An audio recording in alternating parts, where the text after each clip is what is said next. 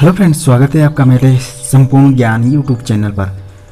तो मित्रों, हम आपके लिए शास्त्रों से रिलेटेड ज्ञान, ऐसे ज्ञान से लेकर आते रहते हैं जो आज हमारी संस्कृति से रिलेटेड हैं और जो ज्ञान आज के समय में विलुप्त की कगार पे हैं।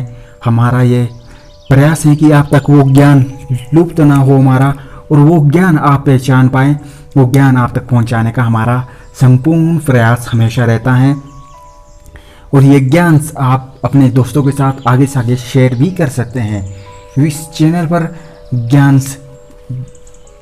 का हम भंडार, जो शास्त्रों से ज्ञान है, वो सब आपके लिए देते रहते हैं। आपको एक जगह अगर सारे शास्त्रों का ज्ञान मिले तो कितनी महत्वपूर्ण बात है।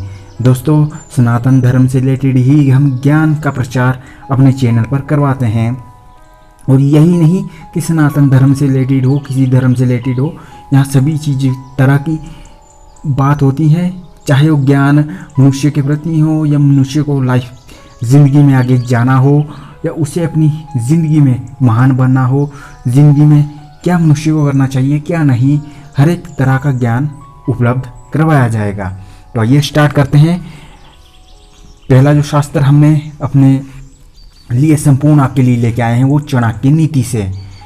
चाणक्य नीति का पहला अध्याय तो हमारा कंप्लीट हो चुका। दूसरा अध्याय का दूसरा श्लोक का सार हम लेके आए हैं। सार इस कदर है, पहले श्लोक का वर्णन कर लेते हैं। भोज्य भोजनम शक्ति शक्तिश्च रति शक्ति वर्ण रांगना विभवो दान शक्तिश्च नापलस्य तपसः फलम।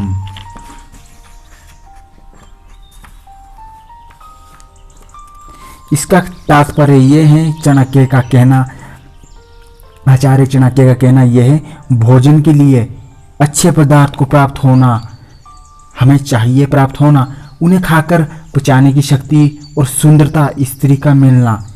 कहा गया कि इसे सुंदर स्त्री का मिलना, उससे उपभोग के लिए काम शक्ति होना, धन के साथ साथ दान देने की इच्छा होना, ये बातें मनुष्य को किसी महान तप के कारण प्राप्त होती हैं, ऐसा कहा गया है दूसरे श्लोक के अंदर, अध्याय 2 के।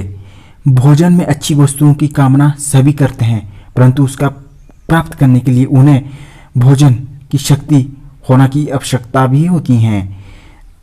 कामना सभी करते हैं और उनको प्राप्त करना और उन्हें पचाने की शक्ति होना भी आवश्यक होता है मनुष्य के लिए। अगर आप कल्पना करोगे मुझे अच्छा भोजन मिले यार तो मैं अच्छा भोजन कर पाऊँ, परंतु अगर आप बैठे बैठे सोचोगे और उसे प्राप्त करने के लिए नहीं प्रयत्न करोगे तो वो आपको कैसे मिल सकता है, वो मिल ही नहीं सकता। प्रत्येक व्यक्ति को चाहिए कि उसकी पत्नी सुंदर हो, परंतु वो उपभोग के लिए व्यक्ति की काम शक्ति भी होनी चाहिए। ऐसा कहा गया, प्रत्येक व्यक्ति चाहता है उसके पास धन हो, परंतु धन प्राप्ति के बाद कितने ऐसे लोग हैं जो उसका सदुपयोग कर पाते हैं। धन का सदुपयोग दान में ही है।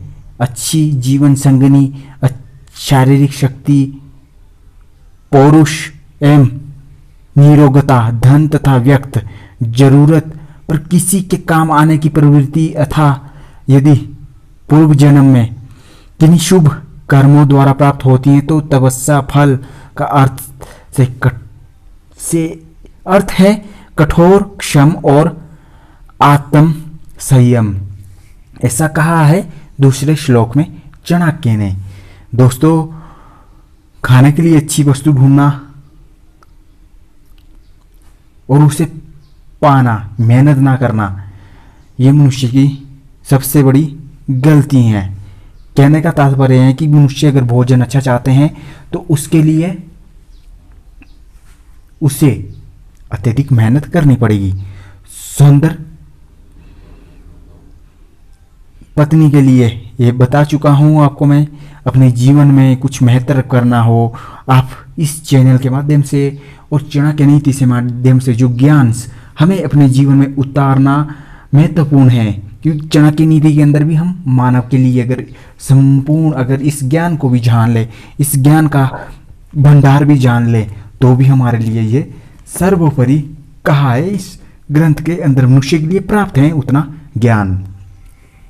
हमारा ये प्रयास है यहाँ तक कि हम संपूर्ण ज्ञान आप तक, पूरी जानकारी आप तक पहुँचाते रहें, और ये प्रयास हमारा नियंत्रण है आपके लिए, परंतु आपको भी एक कार्य हमारा विशेष ढंग से करना होगा। अभी चैनल पे सब्सक्राइब करें, लाइक शेयर दोस्तों के साथ ज़रूर करें। थैंक यू सो मच संपूर्ण ज्ञान चैनल पे आने के लिए, और हमारा ज्ञान आगे से आगे पहुंचाने के लिए, और ज्ञान हमारा भारतीय संस्कृति के बारे में जानने के लिए हमारा उत्साह बढ़ाएं। Thank you so much.